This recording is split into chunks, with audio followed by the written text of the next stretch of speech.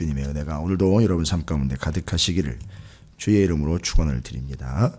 자, 이제 주 예수 그리스도께서 부활하신 이후에 하늘로 승천 곧 올라가시기 전에 이제 최후로 우리에게 명령하시는 최종 명령입니다. 그러나 뭐 최종은 아니겠죠. 주님이 다시 오셔야 되니까.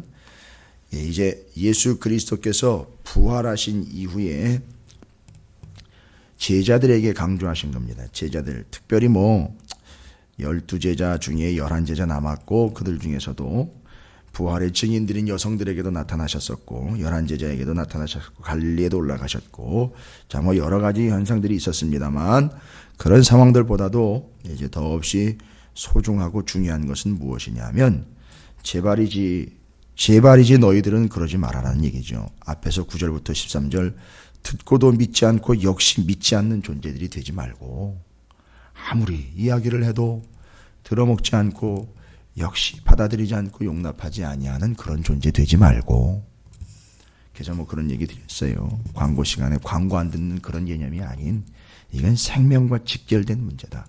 그러나 믿음을 보면은요 광고 하나도 어떻게 듣는지가 다 차이가 나겠죠. 불편하고 아쉬운 것들에 대한 이야기가 아닌 생명에 대한 이야기입니다. 이건 구원에 대한 이야기예요. 듣고도 믿지 않고 여전히 믿지 않는 것과 같은 그런 불쌍한 존재가 되지 말라는 거죠. 아니요.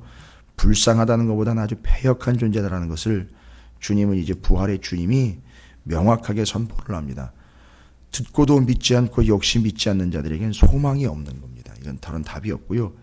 그거에 이어서 이제 오늘 14절부터 그 후에 11제자가 음식 먹을 때 예수께서 그들에게 나타나서 그들의 믿음 없는 것과 마음이 완악한 것을 꾸짖으시니라고 얘기했습니다.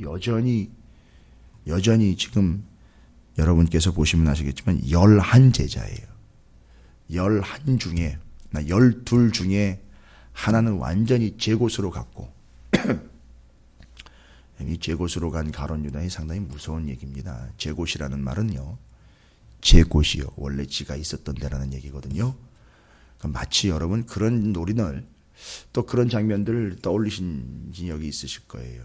이 허리에다가 탄력 있는 두툼한 고무를 묶어가지고선 저쪽 말뚝에다가 막아놓고는 멀리 가기 게임이라는 게 있었어요. 예. 거기 말뚝에다가 박아놓고 여러 사람이 가장 기둥으로부터 멀리 가기를 하는 거죠. 이 고무밴드의 힘과 탄성에 저항하면서 멀리 갔다가 제일 멀리 가서 찍은 사람이 승리하는 그런 게임들이 있죠. 마치 가룟 유다에게는 그런 모습으로 지금 비춰주고 있는 겁니다. 제 곳이 어디냐? 원래 자기가 온 곳이 또 돌아갈 곳인데 이게 고무밴드의 탄성에 의해서 갔다가 힘을 주지 않으면입니다. 이 힘에 의해서 묶여있는 원래 자리로 다시 땡겨가는 것처럼 가룟 유다는 그렇게 갔다는 얘기입니다. 거기가 어디냐? 지옥이에요. 그러니까 원래 그 사람이 있었던 데로 간 거예요. 이거는 무서운 얘기죠. 우리의 신앙생활도 마찬가지입니다. 이건 마치 옛날에 우리 교회로 이야기하면 개척 전 상황 아니면 그 이전 상황이요. 변함이 없는 거예요. 여전한 겁니다. 이걸 참 초지일관이다 좋다라고 이야기할 수 있을까요? 아니요. 그게 제 곳입니다. 그게 옛날에 그 상태인 거예요. 여기 와가지고 함께 신앙생활하면 말씀의 깊은 의미요. 지식은 쌓여갑니다만 여전히 상태와 컨디션은 옛날인 그댄. 그게 제 곳인 거예요. 그걸로 자꾸 돌아가 버리는 거죠. 가룟 유다가 제 곳으로 갔다는 얘기는요. 지옥에서 와서 지옥으로 갔다는 얘기예요. 결론은요. 결론적으로 얘기하니까 끝났다는 얘기입니다. 어떻게 다른 데로 갈 수가 없어요. 이미 묶여져 있는 상태처럼 이해하시기 쉽게 말씀드린 거예요. 이미 밴드가 꽉꽉 묶여져 가지고 원래 왔던 데서 조금 더 추진해서 나가는가 싶어 믿음으로 구원을 얻는 자리로 나가는가 싶었는데 그냥 땡겨버리니까 제 곳으로 그냥 튕겨져서 도로 들어가 버리는 이게 가룟 유다입니다. 그리고 남은 게 11예요. 근데 그 11의 상태도 어떤 상태느냐면 믿음 없는 것과 마음이 완악한 것이라는 거죠. 그러니까 11 상태도 믿음이 없고 아주 완악하기 이를 데 없다는 거죠. 완악하다라는 건 뭘 얘기하는 걸까요? 여전히 믿음으로 받아들이지 않고 있는 아주 고집스러운 모습을 이야기하는 거예요. 계속해서 내 이야기를 하는 거지요. 내 경험 얘기하는 것이고 내 판단으로 계속 정죄하면서 가는 거예요. 그리고 계속 판단하면서 가는 겁니다. 내 스타일대로 되는 거예요. 가만히 보니까 열하나도 제 곳입니다. 열하나도 제 곳이 있어요. 거기서 벗어나지 않는 계속해서 왔던 그 제 곳이 있어요. 자꾸 돌아가려고 하는 제 곳, 거기가 자꾸 있어요. 근데 결국 어떤 사람은 그 길로 돌아갑니다. 실제로. 아니 자기가 가겠다라고 가버려요. 그리고 여기 있는 이 11제자나 가룟 유다 같은 경우는 자꾸 마음이 완악한 것과 믿음 없는 제 곳으로 자꾸 가려고 하는 이 불쌍함과 이 긴장, 이 안타까움의 상황에 놓여 있습니다. 그래서 예수님이 이야기하는 겁니다.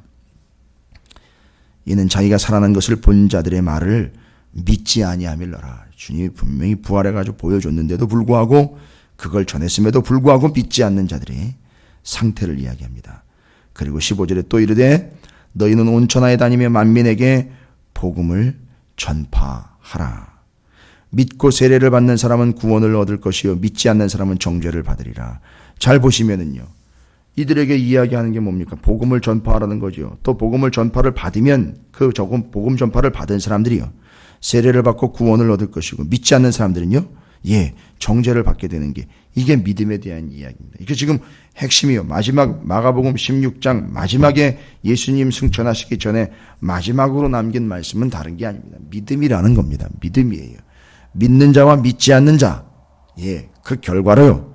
정확하게 이야기하고 그 다음에 하시고자 하시고 싶은 얘기입니다. 11제자나 가룟 유다 이야기하고 따라다녔던 믿는 자, 따라다녔던 제자와 무리들의 이야기가 아니라 17절입니다. 주님이 하시고 싶은 얘기는 바로 이 사람들에게 하고자 하는 거예요. 잘난 자, 드러나는 자, 나타나는 자, 업적을 가진 자들이 아니라 딱 이 사람들에게만 하고 싶은 얘기죠. 16장 17절 믿는 자들에게 하고 싶은 거예요. 믿는 자들에게. 앞에서 11도 그렇고요. 이 복음을 전파해서 받아들이고 받아들이지 않는 자들이 나눠지게 될 때 믿는 자들에게는 이런 표적이 따른다라는 겁니다. 상당히 중요한 내용입니다. 5가지의 표적이 나오고 있어요. 믿는 자에게. 그냥 어영부영 따라다니는 자들 말고요. 제 곳으로 간 자들 말고 믿는 자들에게 이런 표적이 나타난다는 거죠. 믿는 자들에게는 어떤 표적이 나타나느냐? 17절 내용과 18절 내용을 여러분께서는 잘 정리하시고 기억하시기 바랍니다. 새기시길 바랍니다. 여러분이 믿는 자라면 새겨 놓으셔도 될 것 같아요. 그러나 이것은 무엇을 전제로 하느냐면 믿는 자라는 걸 전제로 한다는 걸 잊지 마십시오. 아무나가 아니라 믿는 자요. 그리고 하나 더 추가합니다. 예수 그리스도의 이름이다라는 겁니다. 그래서 믿는 자와 예수 그리스도 곧 부활하신 예수 그리스도의 이름이라는 전제가 있습니다. 이건 2가지 전제는 반드시 여러분이 잊으시면 안 돼요. 믿는 자와 예수 그리스도의 이름이에요. 2가지가 전제가 되는 겁니다. 그럼 그런 사람들이 이런 표적이 따릅니다. 곧 그들이 전제로 달고 있죠. 내 이름으로라고 분명히 전제를 하고 있습니다. 내 이름으로. 나를 믿는 자들이 내 이름으로 첫 번째 귀신을 내어 쫓는다라는 겁니다. 귀신이 있습니다. 내어 쫓을 수 있습니다. 주 예수 그리스도를 믿는 자들이 그 예수 그리스도의 이름으로 귀신을 쫓아냅니다. 요겁니다. 이게 첫 번째 증거입니다. 믿는 자들의 증거. 표적이다, 이적이다 해가지고선 이런 능력이 나타난다 해가지고 뭔가 영화에 나와 있는 퇴마사들이나 그런 존재들이 행하는 그런 일들에 대한 자기 능력, 자기 긍정으로 이익을 받아들이시면 안 돼요. 이건 그냥 증거입니다. 그런 표적인 거예요. 바로 증거라고만 보시면 돼요. 그래서 그런 증거들이 있다는 거죠. 예수의 이름으로 쫓으면 여러분을 보고 나를 보고 우리를 보고 도망가는 게 아니라 예수의 이름 때문에 도망간다라는 겁니다. 그래서 귀신을 내어 쫓습니다. 2번째는요. 믿는 자들에게는요. 무엇이 있습니까? 새 방언을 말한다는 겁니다. 새로. 근데 뉴텅 그러니까 헬라어 원문으로 하면 방언이라는 것은 텅 곧 혀를 이야기합니다. 근데 새로운 혀가 아니라 뉴텅 새로운 혀가 아니라 혀로 굳이 이야기하자면 이 혀를 가지고 혀는 그러니까 원래 있던 거를 그대로 쓰고요. 새롭게 얘기한다는 거예요. 새로운 혀를 뽑아가지고 새로운 혀를 이식해 주는 게 아니라 이 혀는 원래 혀인데 새롭게 말을 한다는 겁니다. 그런데 그게 새 방언이다라고 이야기하니까 이게 일반적으로 우리가 쓰는 말이 아니라는 거예요. 예, 쉽게 설명드리면 하늘의 언어를 말하는 혀가 돼버린다는 거죠. 기도 시간에 샬라샬라 해야 되는 그런 방언 얘기하는 게 아닙니다. 이걸 오해하고 착각해가지고선 믿는 자들은 반드시 그 방언이 터져야 된다라고 그렇게 얘기를 하는 오해와 신비주의와 은사주의자들이 이야기하는 그릇된 이해가 좀 있습니다. 그게 틀렸다는 게 아니라 그걸 그런 식으로만 받아들이니까 심각한 문제가 되는 거죠. 이건 우리가 원래 가지고 있는 혀를 가지고 새롭게 말하는 거예요. 하나님 나라의 스타일로 말하는 거. 그러니까 하나님의 언어로 말을 하는 거예요. 그래 이걸 방언으로 이야기를 해요. 그러니까 기도 시간에 이상한 언어로 터져가지고선 샬라샬라 해야 되는 이런 다른 나라의 말처럼 들리도록 하려고 하는 그런 방언이 아닌 하나님의 스타일과 하나님의 표현, 하나님 나라의 방식으로 이야기하는 걸 이야기하는 겁니다. 굳이 이야기하자면 뭐 사랑의 언어 이런 거겠죠. 혀는 그대로예요. 혀는 그대로인데 마치 나랑 대화를 나누는 사람이요. 예, 야 이건 무언가 하나님의 신비로운 것을 경험하는 것 같고 영적인 세계에 대해서 와 이런 거였어 라고 깨닫고 아 하나님의 나라가 이런 것인 거보다 아 영적인 진리라는 건 이런 걸 이야기하는 거구나 라고 경험하게 만드는 거죠. 아니 그걸 경험하게 돼 있어요. 믿는 자들과 이야기를 하다 보면 내가 이 세상 사람하고 이야기를 하는 건가 하나님 나라에 있는 사람하고 얘기를 하는 건가 싶을 정도로 언어, 방법, 단어, 용어, 스타일 자체가 마치 다른 나라의 말을 하는 것과 같은 이거 이야기 드리면 이제 그런 거죠. 우리나라 사람인데 몇 개 국어를 구사를 해요. 근데 이 사람이요 필요할 때마다 그 나라 사람에 맞추어서 그 나라 말로 말을 합니다. 이 사람이 한국 사람인데 마치 미국 사람이나 영국 사람인 것처럼 보이고요. 이 사람이 스페인 사람인 것처럼 보여요. 이것은 독일 사람인 것처럼 보여요. 워낙에 말하는 것만 들어보면 마치 이 사람이 말을 하는데 정말 하나님이 말하는 것 같아요. 이런 식의 이야기를 얘기하는 겁니다. 믿는 사람이라면요 주님을 믿기 때문에 존재 자체가 마치 주님의 대변자인 것과 같다는 거예요. 그래서 이 사람하고 얘기를 하면 마치 예수님과 이야기를 하는 것 같은 그런 말들. 그걸 새방언이라고 이야기하고요. 원래 있는 혀가 이젠 새로워져서 하나님의 표현 스타일과 진리 그대로 말씀 그대로를 전하는 완전히 딴 사람인 것 같고 딴소리인 것 같은 얘기들을 풀어놓게 되어 있다는 겁니다. 이게 새방언을 이야기하는 겁니다. 자, 그러면 계속해서 5가지가 이제 2가지 먼저 살펴봤습니다. 주님의 이름으로 귀신을 내어 쫓습니다. 새방언이죠. 하늘의 언어입니다. 믿는 자들에게는 원래 믿음의 언어라는 것을 이야기하고 있는 부분이고요. 그 다음에 3번째는요. 뱀을 집어 올린다는 겁니다. 일반적으로 뱀에게는 우리가 물리기 십상인데요. 뱀을 집어 올린다는 겁니다. 성경에서도 우리 발 뒤꿈치를 상하게 할 것이고 우리를 무는 걸로 우리를 유혹하고 우리를 미혹하는 존재로 뱀이라는 존재는 사단이요 마귀요 타락한 사람을 이야기를 하는데 호피스라는 헬라어인데요. 그런데 이 뱀을 어떻게 한다고요? 집어 올린다는 거예요.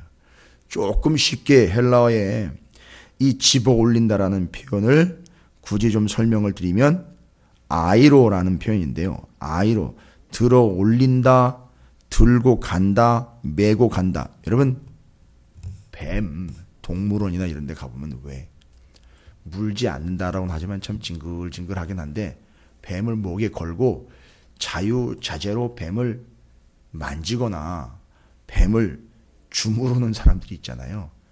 그렇게 된다는 거예요. 근데 심지어는 이게 뱀이 독이 있는데도 그 독이 있는 뱀을 어떻게 하느냐 하면 이 사람이 집어서 올립니다. 그리고 어떻게 합니까?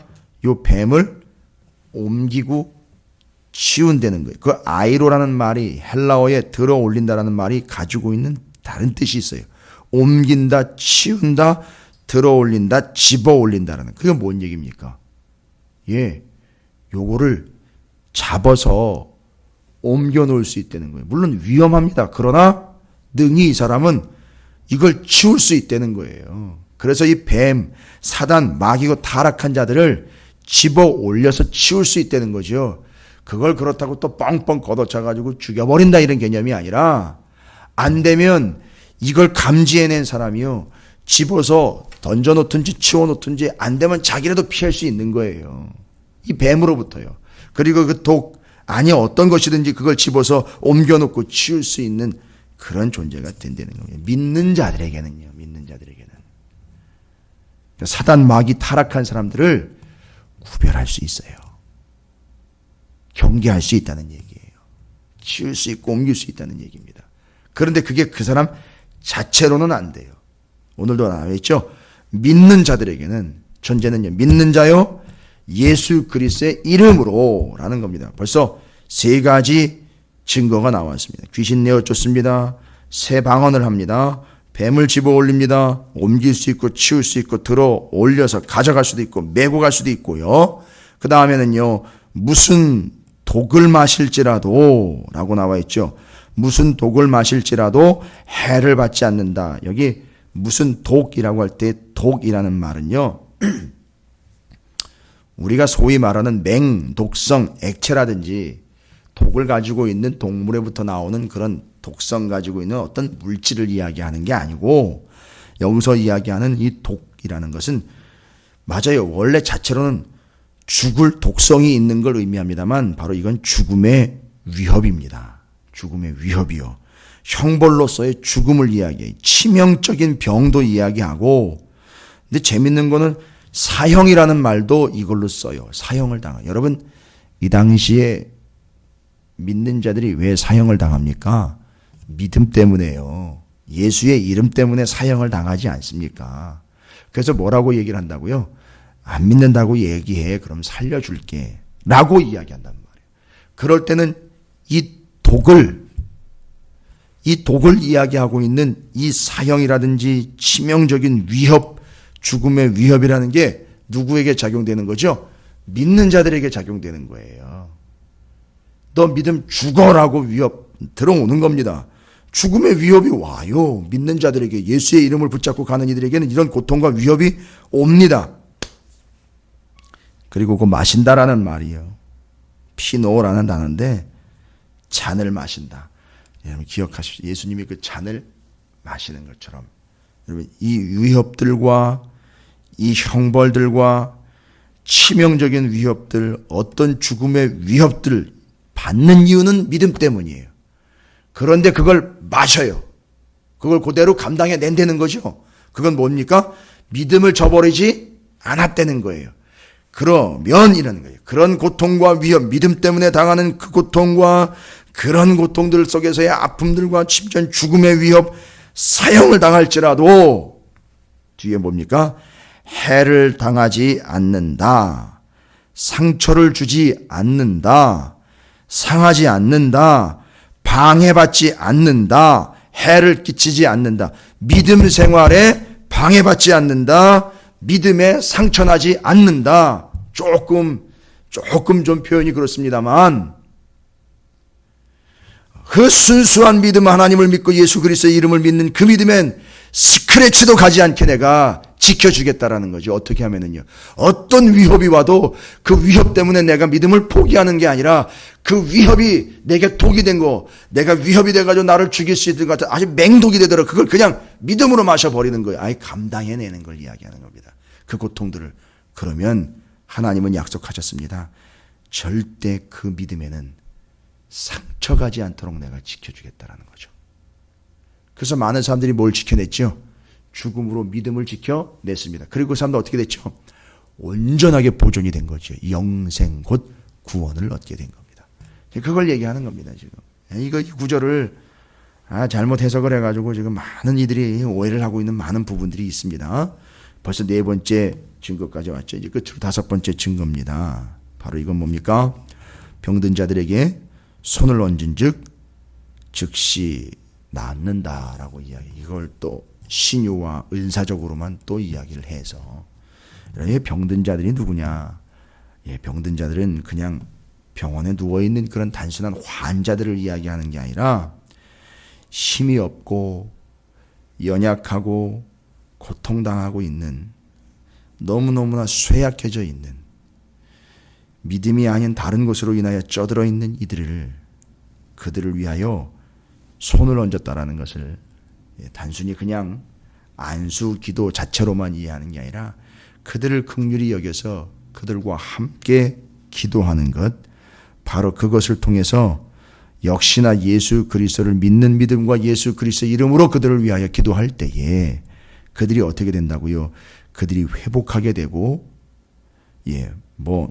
여러분께서 보시면 아시겠지만 그들이 어떻게 되냐면 낫게 됐는다, 나으리라 하는 이 말이 가지고 있는 또 뜻들이 깊어요. 단순히 병이 낫는 것만이 아니라 낫게 되고, 들어보십시오, 선하게 된다는 거예요. 이 사람이 선악으로 이야기할 때 악했던 사람이요, 악한 대로 가면 죽음이지 않습니까? 불신앙이니까. 그런데 그 사람이 선하게 된다, 곧 믿게 된다는 거예요. 구원을 얻게 된다는 겁니다. 심지어는요, 낫게 된다는 말이요, 합당하게 된다는 뜻도 있어요. 와, 하나님의 뜻에 합당한 사람이 되어버린다 이거죠. 옳게 된다, 사랑받을 만하게 된다, 사랑하게 된다, 이렇게 되는 거죠. 그러니 단순히 병이 낫는 개념으로만이 아닌 그 존재 자체가 구원을 얻는 존재가 된다라는 것. 우리가 그를 위하여 진정으로 기도할 때 믿는 자들, 곧 그들이 예수 그리스도의 이름 하에, 전제 하에 이런 증거들이 나타난다는 거죠. 귀신이 내어 쫓음을 당합니다. 하나님 나라의 언어로, 하나님의 방식으로 말을 합니다. 뱀, 곧 사단과 마귀와 타락한 자들로부터 우리는 구별될 수 있어요. 심지어는 그걸 옮겨서 치울 수도 있습니다. 맞습니다. 구별된 삶을 이야기합니다. 무슨 독이죠? 믿는 것 때문에 어떤 해로움이 나고 어떤 고통이 와도 그거 감당해 냅니다. 그런데 그 결과는요, 하나님이 우리를 지켜주신다라는 사실이요. 다섯 번째는요, 연약하고 병들고 죽어가는 이들을 위하여 우리가 함께 기도할 때, 예수의 이름으로 기도할 때, 믿음으로 기도할 때 그들은 선하게 되고 합당하게 되고 낫게 되며 옳게 되며 구원받는 자가 될 것이다. 다섯 가지 증거가 마지막에 이야기해 주시고 올라가신 겁니다. 저는 여러분에게 이런 증거들이 늘 떠나가지 않기를 주님의 이름으로 축원을 드립니다. 그래서 표적으로 말씀을 확실히 증언하셨다라고 20절에 마지막 부분을 정리하면서 마가복음이 끝납니다. 이제 내일부터는 시편 말씀을 묵상할 텐데, 바로 여러분께서 마지막으로 하나님이 주시고 예수 그리스도께서 믿는 자들에게 주신 증거, 이 다섯 가지의 증거가 여러분 모두에게도, 우리 모두에게도 믿는 자들이라면 그 증거들이 넘쳐나기를 주님의 이름으로 축원을 드립니다.